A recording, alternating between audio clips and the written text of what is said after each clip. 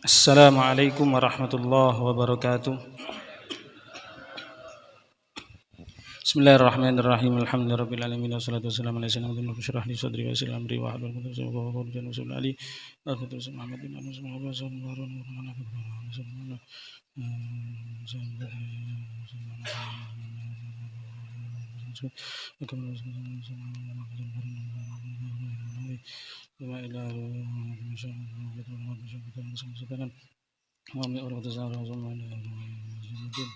أنا لا أغفر الله ورحمة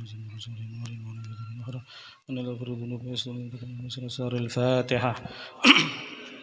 بسم الله الرحمن الرحيم الحمد لله إياك نعبد وإياك نستعين صراط المستقيم.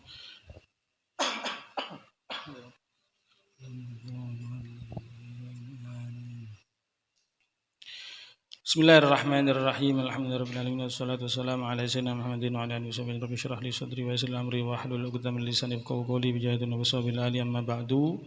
Para jamaah pengawasan Jumat pagi yang dimuliakan oleh Allah, alhamdulillah di pagi hari ini kula kalian panjenengan tasih mendapatkan nikmat iman, nikmat hidayah, nikmat taufik sehingga kita bisa mengisi waktu kita dengan kebaikan, bisa mengisi waktu kita dengan mengkaji ilmunya Nabi Muhammad SAW. Maka di antara tanda mahabbah kita kepada Nabi Muhammad, tanda cinta kita kepada Nabi Muhammad adalah dengan kita mencintai apa yang dicintai oleh Nabi Muhammad SAW. Lah, di antara yang dicintai oleh Nabi tidak lain dan tidak bukan adalah ilmunya Nabi Muhammad. Sehingga kita harus bersyukur di saat orang-orang mungkin lalai lari dari ilmunya Allah, ilmunya Nabi, kula kalian panjenengan tasik bisa mengkaji angsal hidayah untuk mengkaji ilmunya Nabi Muhammad SAW. Maka saya teringat firman Allah, jangan sampai kita termasuk orang-orang yang disebutkan dalam Al-Quran, وَمَنْ أَعْرَضَ عَنْ ذِكْرِي فَإِنَّ لَهُ مَعِيشَةً ضَنْكًا وَنَحْشُرُهُ يَوْمَ الْقِيَامَةِ أَعْمَى. Barang siapa yang berpaling dari mengingatku, kata Allah, man a'rad an dzikri, maka kami akan berikan kehidupan yang sempit kepadanya dan kami akan bangkitkan ia dalam keadaan buta. Nanti buta di akhirat bukan buta matanya, tapi buta mata hatinya, bukan mata zahirnya niki nggih, tapi mata hatinya. Sehingga nopo yang menyebabkan hidup kita barokah adalah dengan kita selalu mengaji ilmunya Nabi sesuai dengan ayat ini. Man a'rada an dzikri fa inna lahu ma'isyatan dhanka. Lek boten kepingin kehidupannya tidak sempit, selalu mengingat Allah dengan cara salah satunya adalah mengkaji ilmunya Allah, ilmunya Nabi Muhammad SAW, yang mudah-mudahan Allah berikan keberkahan kepada kehidupan kita, amin ya rabbal alamin. Pembahasan kita di pagi hari ini masih membaca kitab Al-Adhkar pada bab Fadilatil Adzan, babu Fadilatil Adzan, bab yang menjelaskan tentang keutamaan adzan. Maka sunnah-sunnah yang dianjurkan untuk dilakukan ketika sholat niku kathah. Wonten pembagiane. Wonten sunnah-sunnah yang dianjurkan sebelum sholat. Wonten sunnah-sunnah yang dianjurkan ketika sholat, ada sunnah-sunnah yang dianjurkan setelah sholat. Lah, adzan ini dan qomat termasuk sunnah-sunnah yang dianjurkan sebelum sholat, baik sholat sendiri maupun sholat berjamaah. Ini sangat-sangat dianjurkan. Hukumnya menurut Imam Asy-Syafi'i sunnah muakkadah, sunnah ya. Afdol kita sebelum sholat adzan terlebih dahulu, baik sholat sendiri maupun berjamaah. Kalau berjamaah mungkin pun jelas dan masjid-masjid, musala-musala. Kalau sholat sendiri bagaimana? Walaupun bukan di luar bukan di awal waktu. Contoh jenengan salat Isya jam 10 malam, jam 11 malam, maka tetap dianjurkan disunahkan untuk napa? Adzan. Cuman nggih harus pengertian. Gak jenengan adzan moro nyekel mic ya. Sound system ageng, Allahu Akbar banter-banter ngoten nggih garing ganggu tanggoe. Ya. Ya tetap adzan pelan-pelan Allahu Akbar dan seterusnya. Dan ini fadilahnya sangat besar. Nanti akan saya sebutkan beberapa hadis yang menjelaskan tentang keutamaan adzan. Lah adzan ini awal mulanya dulu di zaman Nabi sahabat niku musyawarah. Yok nopo carane agar mereka itu mengetahui waktu sholat. Bagaimana cara supaya kita tahu kalau sekarang itu sudah masuk waktunya sholat. Sehingga banyak ada beberapa sahabat yang usul kepada Nabi. Bagaimana kalau misalnya kita damel api unggun di pegunungan misalnya. Di tempat yang tinggi sehingga orang bisa melihat semuanya. Lek wonten api tandane ini sudah masuk waktunya sholat. Tapi jangan, itu nanti seperti orang Majusi penyembah api. Kemudian ada yang usul bagaimana kalau damel bel, teng teng teng. Enggak, jangan, itu nanti seperti orang Nasoro. Nah, kemudian ada satu sahabat namanya Abdullah bin Zaid. Abdullah bin Zaid ini bermimpi. Dia bermimpi melihat seseorang laki-laki membawa bel. Kemudian sama Abdullah bin Zaid ditanya cerita singkatnya, apakah engkau jual bel ini? Kata orang ini, emangnya kate gawe apa? Kalau kamu beli bel ini, saya ingin beli bel itu saya gunakan untuk memberitahu orang-orang masuk waktunya sholat. Tiro sing beto bel niki sanjang, apakah kamu mau tahu? Mau aku ajarkan yang lebih afdol daripada bel ini? Apa itu? Dituntunlah Abdullah bin Zaid dalam mimpinya, dituntun apa? Adzan. Lafaz adzan iku Allahu Akbar, Allah, dan seterusnya sampai selesai. Setelah bangun dari mimpinya, cerita kepada Nabi Muhammad SAW mimpi tersebut. Orang yang bawa bel itu adalah malaikat Jibril. Malaikat Jibril bawa bel, kemudian mimpi ini kan belnya saya beli saja, kata Abdullah bin Zaid. Buat apa? Gawe ngiling wong salat. Enggak, saya kasih tahu cara yang lebih afdol, yaitu adzan. Kemudian setelah bangun diceritakan ke Nabi, kemudian Nabi mengatakan kasih tahu Bilal, perintahkan Bilal untuk mengumandangkan adzan. Setelah Bilal adzan, Sayyidina Umar mendengar adzan tersebut dan Sayyidina Umar datang kepada Nabi, ya Rasulullah, sesungguhnya saya juga mimpi hal yang sama seperti yang dikumandangkan oleh Bilal ini. Akhirnya ditetapkanlah bahwasanya adzan itu ndamel lafaz adzan yang sering kita dengar saat ini. Dari hadis yang panjang tadi, cerita yang panjang tadi itu banyak poin-poin penting yang bisa kita jadikan pelajaran. Yang pertama adalah anjuran musyawarah. Nabi paling afdolnya manusia, paling sempurnanya manusia, akalnya paling kata, paling pinter manusia, tapi beliau tidak semena-mena, tidak langsung moro-moro memutuskan, boten. Beliau masih menerima usulan orang lain, termasuk niki sahabat musyawarah bersampaikan Nabi, enggak jangan. Sebenarnya Nabi kalau mau memutuskan wis gawe iki ae lafaz adzan ya sebenarnya bisa, Bang. Tapi Nabi tidak melakukan itu, Bang. Nabi masih menampung usulan sahabat-sahabat niki. Itu cerdas Nabi Muhammad SAW. Sehingga tidak menutup musyawarah. Sama seperti ketika dalam peperangan Khandaq. Kota Madinah niku singen nate dikepung oleh orang kafir sama orang Yahudi. Jumlahnya puluhan ribu. Nah, ketika Nabi tahu kota Madinah akan dikepung, Nabi ngajak musyawarah. Jadi dikumpulkan sahabat, kemudian diajak iki apa iki enake. Orang kafir mau menyerang kita. Apa yang harus kita lakukan? Padahal Nabi ini akali sempurna, Masya Allah. Tapi tasik membuka pintu musyawarah. Kemudian sahabat Salman Al-Farisi mengusulkan, ya Rasulullah, bagaimana kalau kita bikin parit, got parit yang dalamnya itu kira-kira 3 meter, niki lebar niki 4 meter, panjangnya kalau tidak salah 2 kilometer atau berapa itu. Yang di situ banyak cerita unik, banyak cerita unik. Lah, ini Nabi buka pintu musyawarah.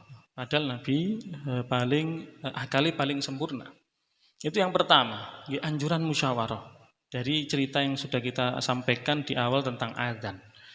Yang kedua, Nabi menyuruh Bilal untuk azan. Padahal yang mimpi sinten? Abdullah bin Zaid. Yang mimpi orang lain, tapi yang disuruh azan Bilal. Kenapa? Kata Nabi, karena Bilal suaranya lebih lantang, lebih merdu. Dari sini pun juga kita bisa mengambil ilmu. Sehingga anjuran nilai saged nggih. Sing adzan niku lek saged nggih suarane lantang dan merdu. Karena adzan niku menarik. Berapa banyak orang-orang non muslim, orang-orang yang tidak Islam, dia masuk Islam karena mendengar adzan. Bahkan wonten ten YouTube niku ada YouTuber siapa orang barat, dia sengaja ke negara Arab hanya untuk mendengarkan suara adzan waktu subuh. Dan dia merasakan merdu, enak suaranya. Ini suara yang merdu, ini suara yang menyejukkan hati. Ya karena maaf nggih suarane merdu dan lantang dan eco. Nggih boten kados ten pundi niku nggih. Sing napa wis kate pedhot-pedhot ngoten suarane nggih. Paham? Tapi kita tidak bisa menyalahkan. Kenapa? Karena di musola-musola kita, di masjid-masjid kita, maaf, ya, tidak ada regenerasi. Karena sing adzan nggih ngapunten nggih itu saja orangnya. Nggih, soalnya nggih saking katai jamaah ngoten nggih. Saking ramene masjid sing adzan nggih niku tok nggih. Kan ngoten nah. Padahal harusnya ada regenerasi, tapi nggih repot. Nggih maaf kita tidak bisa menyalahkan. Atau ada sebagai tempat niku mulai saya kecil sampai sekarang yang adzan ya itu saja. Tapi alhamdulillah ya. Untung sih ono wong iku ngoten lho. Walaupun sudah sepuh nggih. Lek gak ono gak salat subuh jamaah nggih ngoten. Turu kabeh tiang-tiang niku. Ya hanya saja para pemudanya tidak tergerak untuk mengganti atau regenerasi.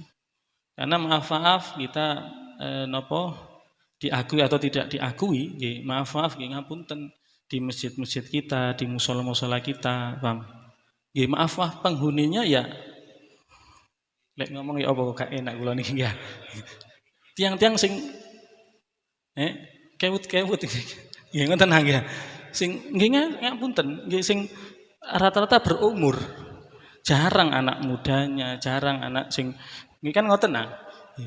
Orang-orang yang rata-rata berumur, paham? Ya entah kenapa, entah mungkin karena zaman ngenten punan ya, atau mungkin karena takmirnya kurang bisa begitu menarik anak mudanya, wallahu alam. Tapi mungkin faktor utamanya karena zaman, ya, anak mudanya lebih seneng jagongan ten luar daripada di masjid, bang. Kalau kita dulu, kula sik nggih sik enom, saiki sik enom sih kula nggih. Kula nggih sik enom. Kula sik alit niku, wonten musala kula ten gosone niku nggih alit kata. Darusan niku sampai sing ngantri tiang kata, darusan Ramadan niku. Yang sedoso dan itu anak muda semua. SMP bahkan yang SD ada. Sing adzan sampai ada remaja musola, ngoten-ngoten sing adzan giliran gentosan. Dulu sekarang mboten. Sing darusan nggih iku-iku mawon nggih. Itu emannya ya akhir zaman nggih, akhir zaman.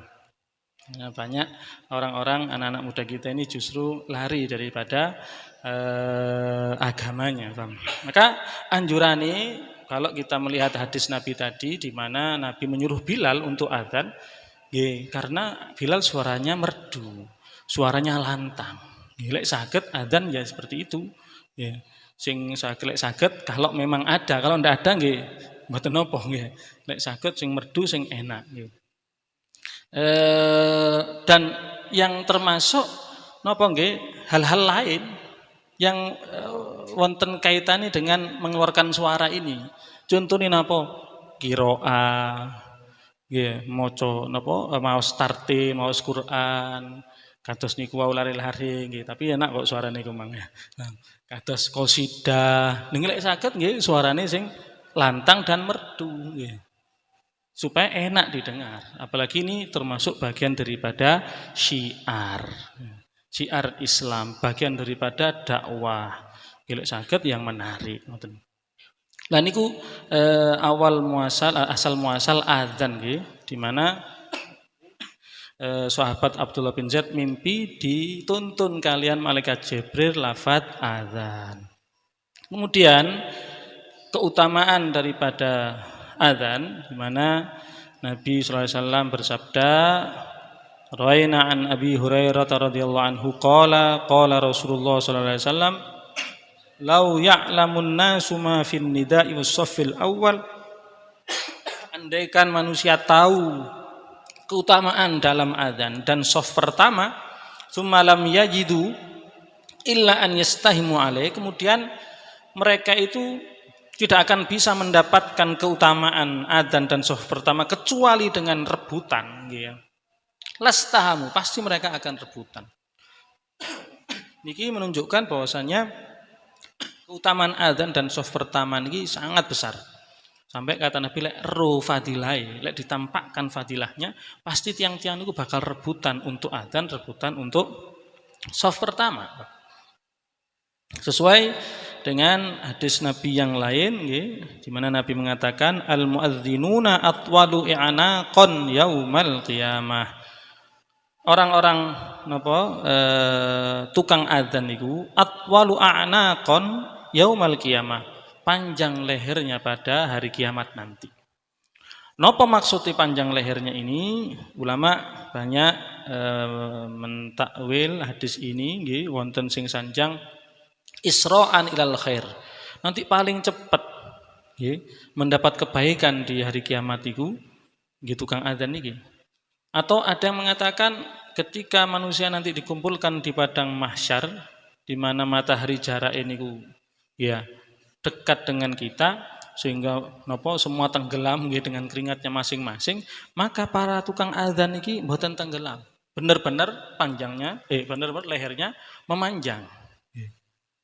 Ada yang mengatakan gitu, ada yang mengartikan panjangnya benar-benar lehernya benar-benar panjang. Ada yang panjang itu bukan hanya lehernya, tapi apa kebaikannya seperti yang saya sampaikan tadi.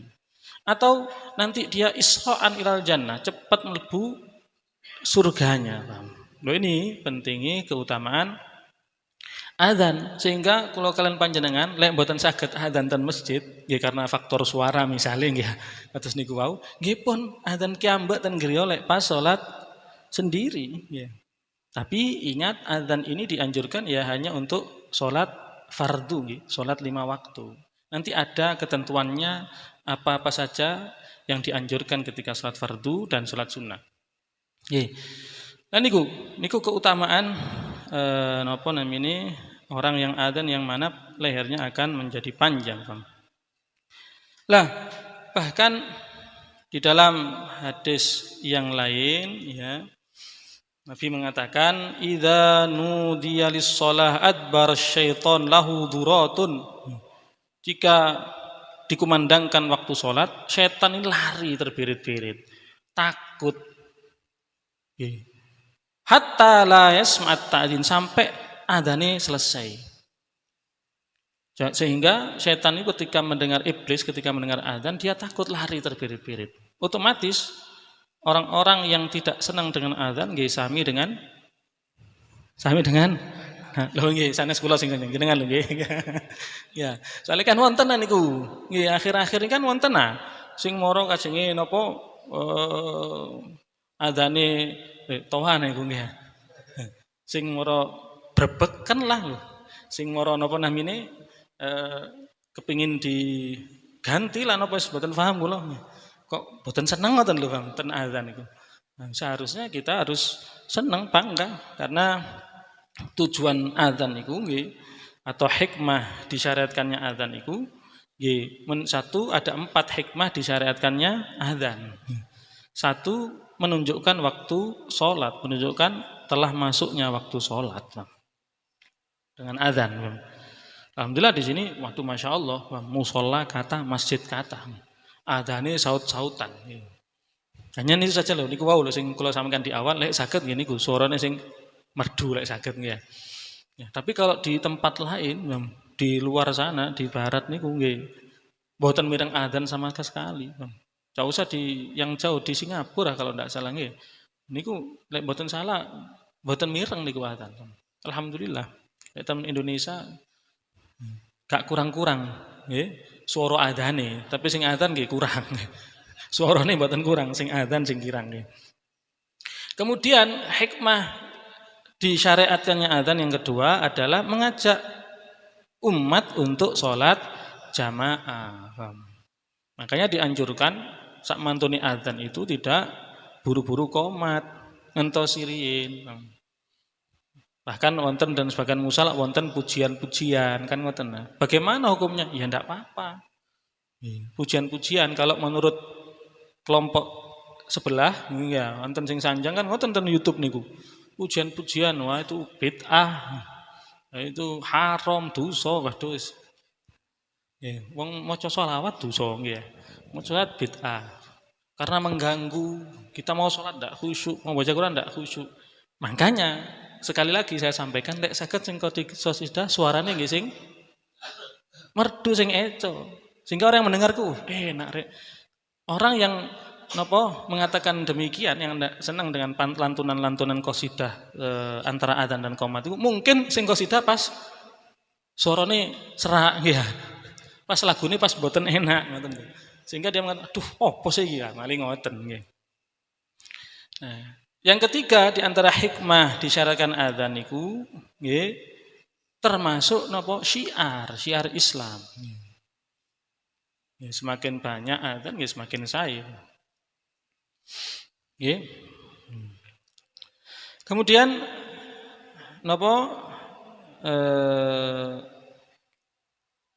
ada salat-salat niki wonten pembagian. Ada yang dianjurkan untuk adzan sebelumnya atau ada yang dianjurkan untuk tidak adzan sebelumnya. Ada 4 pembagiannya. Nggih.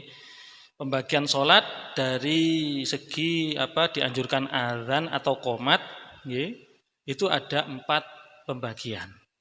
Yang pertama sunnah adzan dan qomat, yaitu ketika sholat fardu 5 waktu niku sunnah.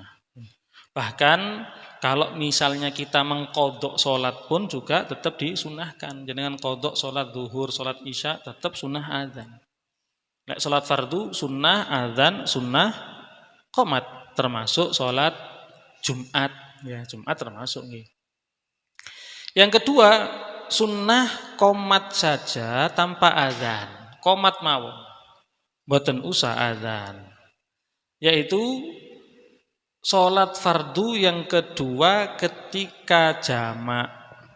Ketika menjamak sholat, jamak takdim nopo takhir, maka yang dianjurkan untuk sholat keduanya niki hanya qomat saja tanpa adzan. Waktu zuhur jamak takdim zuhur kali asar nggih. Misale zuhuri adzan mantun niku salat zuhur, setelah salat zuhur langsung qomat mawon, mboten usah adzan malih. Niki yang kedua. Yang ketiga tidak dianjurkan adzan maupun tidak dianjurkan qomat. Mboten dianjurkan, nggih gak usah adzan nggih mboten usah qomat. Kapan niku? Nggih. Untuk sholat-sholat sunnah yang dianjurkan berjamaah. Untuk sholat-sholat sunnah yang dianjurkan dilakukan secara berjamaah, maka tidak dianjurkan adzan dan qomat. Gentine napa an-nida, gentine panggilan. Contohnya as-sholatu jami'ah, tenang.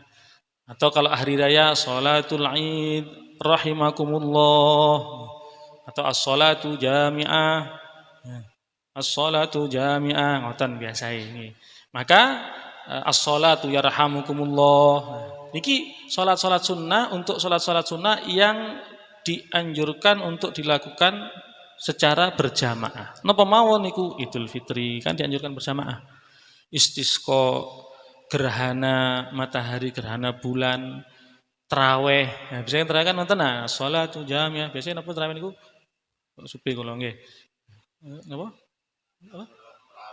Sholatut tarawih jamiah ngoten. Nah, ya rahamukumullah. Nah, niku anjuran niku.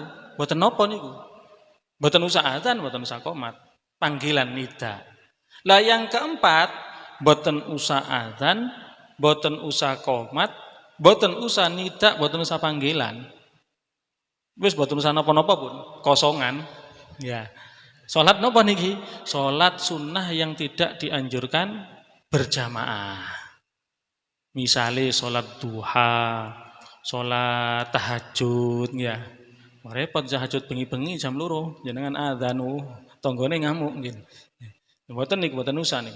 Salat istikharah, salat hajat niki salat yang tidak dianjurkan untuk qomat, adzan maupun panggilan kados niku. Jadi ketentuane nggih salat yang tidak dianjurkan untuk berjamaah, paham?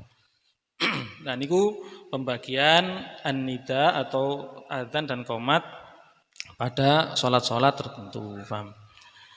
Nah, kemudian di antara yang perlu diperhatikan adalah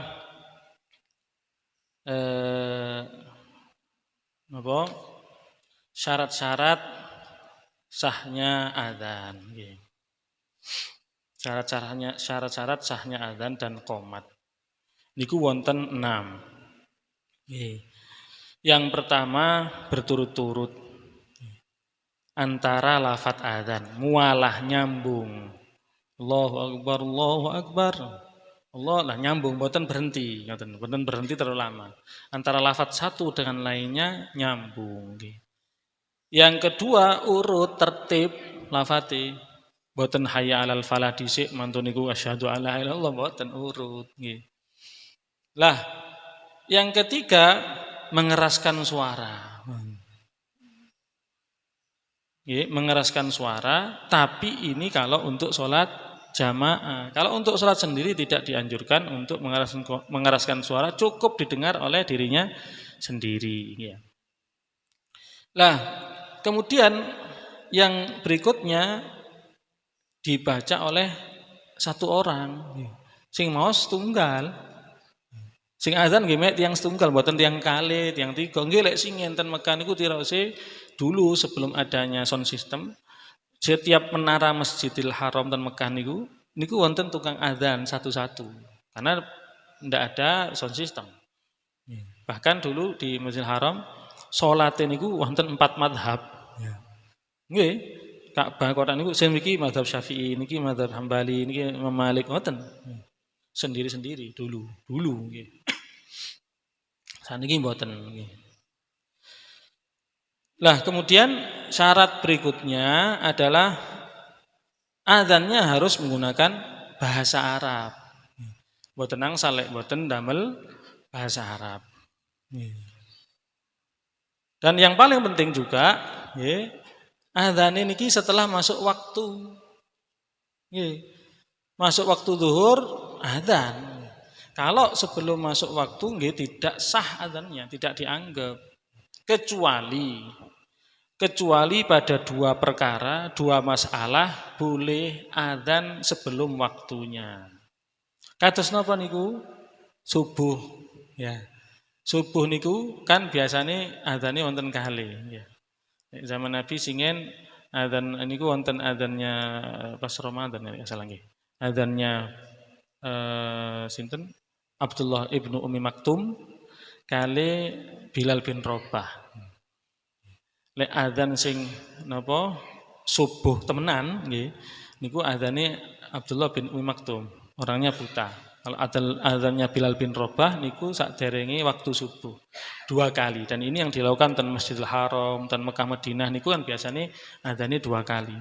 1 jam sebelum subuh adzan untuk mengajak orang-orang sholat tahajud, untuk bangun sholat tahajud. Nah, ini tidak apa-apa. Sama yang kedua, adzan yang di luar waktu itu menurut sebagian ulama, menurut sebagian mazhab pas Jumatan. Karena ada sebagian mazhab itu adzan pertama waktu Jumat itu di luar waktu. Menurut sebagian mazhab, tapi kalau menurut mazhab Syafi'i, adzan pertama niku sudah masuk waktu sholat zuhur atau waktu sholat Jumat. Nah, ada dua perkara ini, dua hal ini, maka boleh adzan di luar waktu. Tapi selain dua hal ini, waktu subuh dan waktu Jumatan, ya adzane kedah di dalam waktu. Nah, tukang adzane Nabi niku wonten sekawan. Tukang adzane. Wonten Bilal bin Rabah niku ten Madinah, Abdullah bin Ummi Maktum. Kemudian wonten namanya Sa'ad al-Quradiyah al-Qurad, Sa'ad al-Qurad niku tukang adzannya di Masjid Quba. Sing ten Mekah Abu Mahdzura. Nah, ini tukang adzannya Nabi Muhammad sallallahu alaihi wasallam. Wa an Abi Sa'id al-Khudri radhiyallahu anhu qala sami'tu Rasulullah sallallahu alaihi wasallam yaqul la yasma'u mada sautil muadzin jinnun wala insun wala syai'un illa syahida lahu yaumal qiyamah. Kata Nabi, tidak mendengar suara muadzin baik itu jin maupun manusia ataupun apapun walaupun benda mati ya. Tidak mendengar suara adzan jin, manusia, atau apapun, tumbuhan atau bebatuan, kecuali nanti yang mendengar itu akan menjadi saksi untuk yang adzan ini pada hari kiamat. Lho niki lho keutamane tukang adzan. Sehingga orang-orang yang adzan, yang mukhlis, yang temenan niki, sing ikhlas niki, paham? Niki mungkin saksi nih kata. Beruntung niku lek jenengan dados tukang adzan namanya sampai puluhan tahun, masya Allah. Pahalane kata niku, Bang. Karena sing nyaksikan banyak ya, manusia, jin, bebatuan, tumbuhan yang mendengar suara adzan. Dan ini menunjukkan bahwasanya saksi-saksi kita nanti di hari kiamat, di hari akhirat itu juga banyak. Ya, saksi yang akan menyaksikan kula kalian panjenengan ya, apa yang kita lakukan ini perbuatan baik atau buruk niku ternyata saksine nggih kata sesuai hadis niki. Bukan hanya anggota badan kita saja, bukan hanya tangan kita, mulut kita, kaki kita dan lain sebagainya, tapi juga napa orang lain juga akan menjadi saksi untuk kita. Kalau kita napa namine melakukan baik ataupun buruk.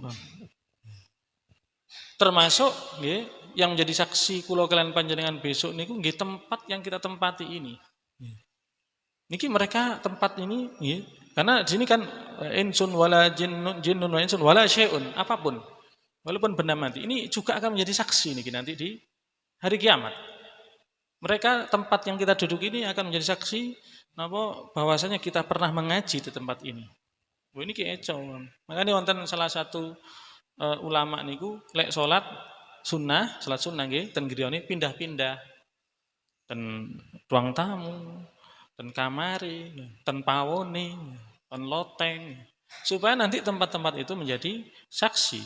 Bahkan saya punya guru kula ten Dalwa niku Habib Hasan Baharun Dalwa, pendiri Dalwa nggih, Pondok Darul Dakwah. Niku sepeda motornya setiap 2 tahun sekali gentos.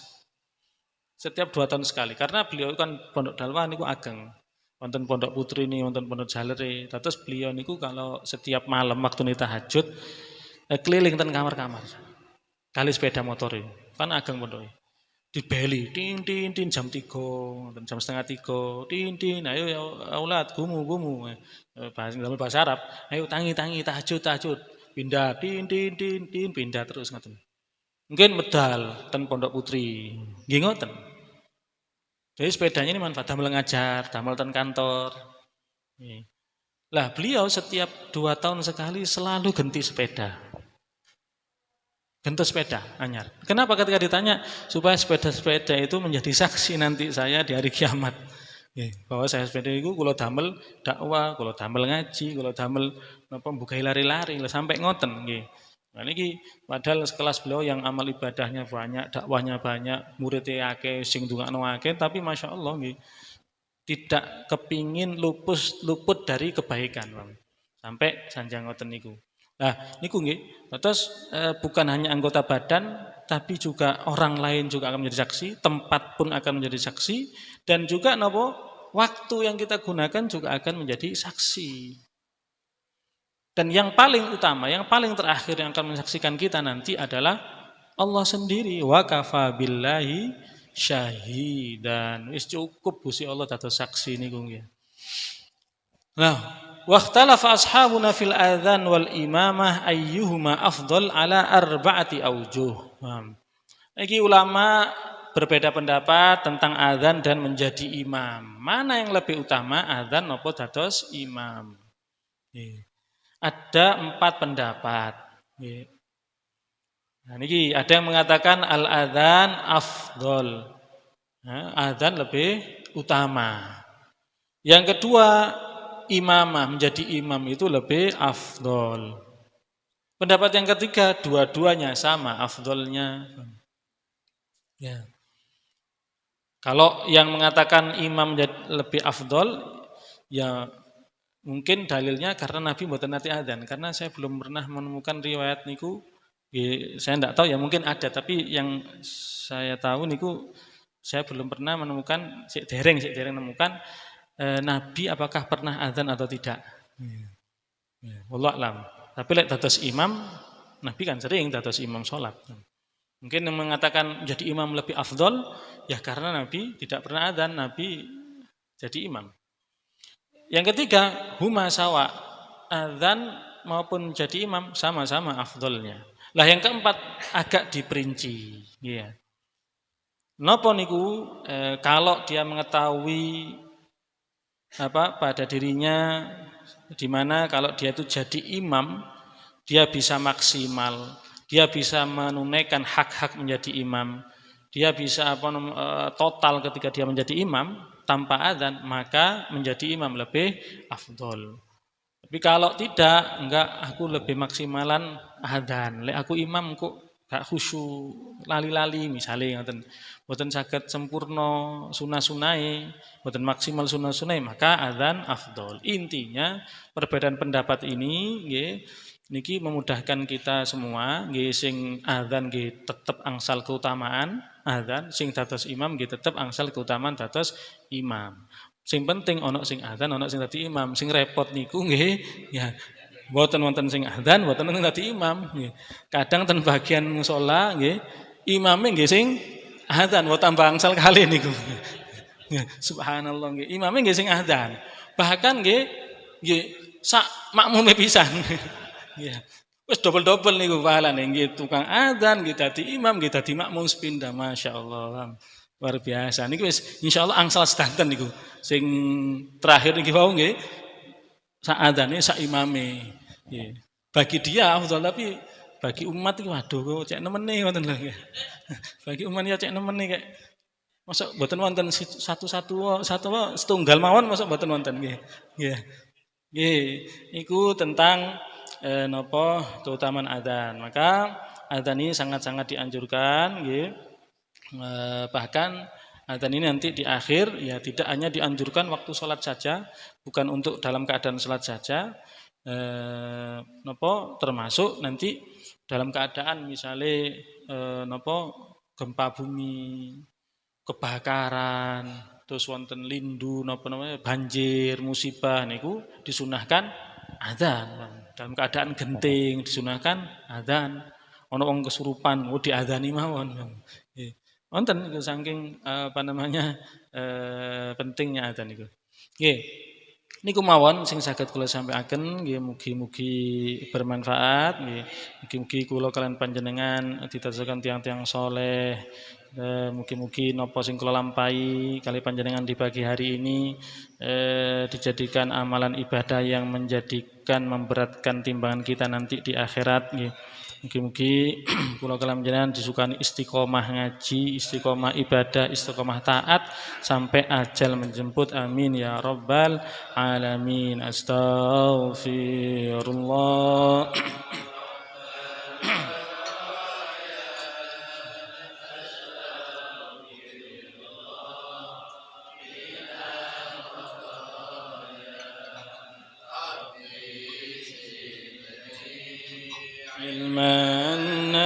نافعا ووافقني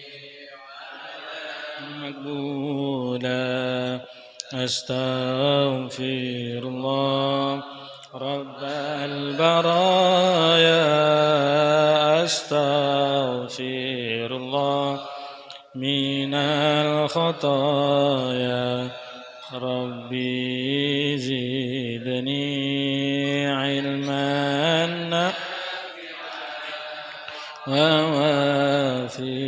ووافقني عملا مقبولا أستغفر الله أستغفر الله من الخطايا ربي زدني علما نافعا ووافقني بسم الله الرحمن الرحيم الحمد لله حمدا يعافيني عنك من مزيد ربنا الحمد كما يمسطنك اللهم صل على محمد وسلم اللهم اغننا بالعلم وزينا بالحلم واكرم التقوى وجملنا بالعافيه اللهم اغفر لنا وارحمنا وارضنا وارض عنا وتقبل منا وادخلنا الجنه ونجنا من النار اللهم الف بين قلوبنا واصلح ذات بيننا وجنبنا من الفواحش ما ظهر من وبطن وبارك لنا في اسماعنا وابصارنا وقلوبنا واهلنا وذرياتنا وتب علينا انك التواب الرحيم واجعلنا شاكرين لنعمتك قابلها مسنين بها واتم علينا اللهم اغفر لنا ما أخطأنا ما تعمدنا ما أسررنا ما أعلنا ما أنت عالم به منا أنت المقدم وأنت المؤخر لا إله إلا أنت سبحانك إني كنت من الظالمين ربنا ظلمنا أنفسنا ولم تغفر وترحمنا نكون من الخاسرين ربنا آتنا في الدنيا حسنة وفي الآخرة حسنة وقنا عذاب النار وأدخلنا الجنة مع الأبرار يا عزيز غفور رب العالمين وصلى الله على سيدنا محمد وعلى آله وصحبه وسلم الحمد لله رب العالمين الفاتحة